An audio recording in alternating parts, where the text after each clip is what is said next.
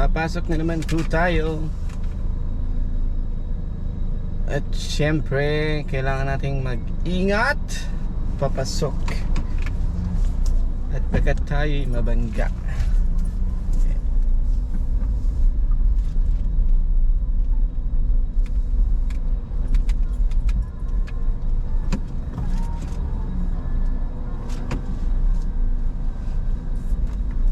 Si Robby, yung aking unika iho, ayaw magpapahatid sa school.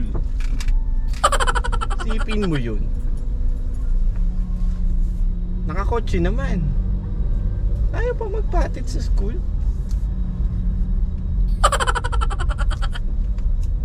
Kotse tinatanggihan, gusto pang maglakad.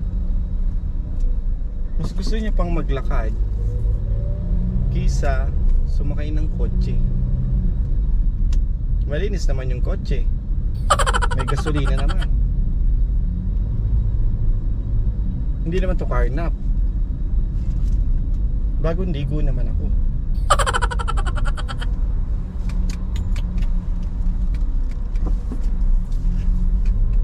Strange. Diba parang dapat maging happy kapag sasakay ka ng sasakyan. Sa Pilipinas nga, mas gusto nila na nakakotse pag pumapasok eh. Bakit? Astig eh, di ba? Uy, yung airpod mo, ano? Yung airpod mo, airpod to eh. Yung airpod mo, nakakotse. Pasabay naman kami dyan. Siyempre sa Pinas mainit.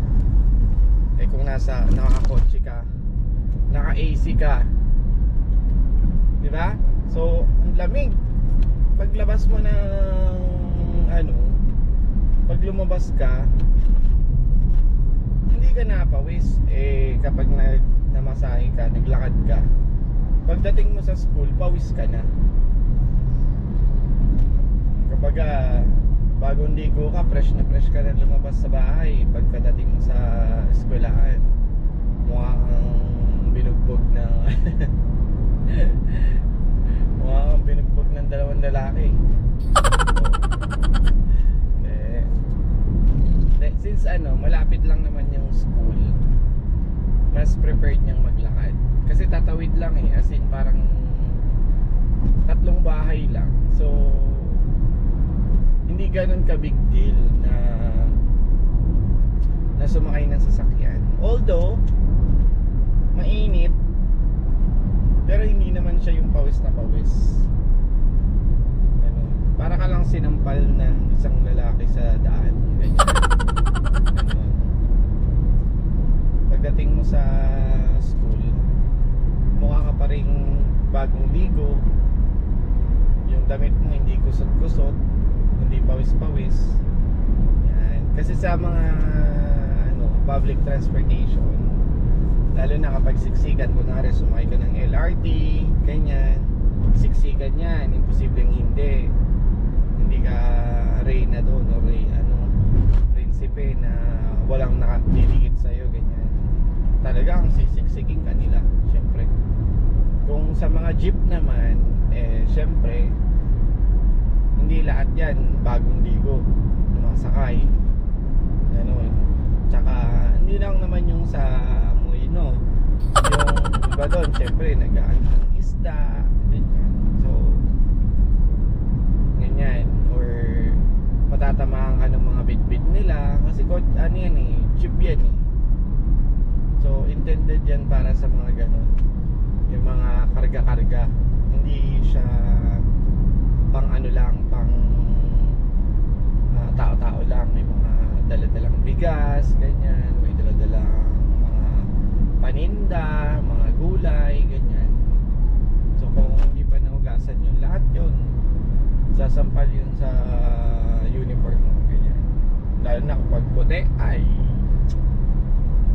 nakita mo, meron ka ng Tsaka minsan din sa jeep din, syempre jeep hindi ganun ka strict yung punas-punas sa mga likod-likod, gilid-gilid.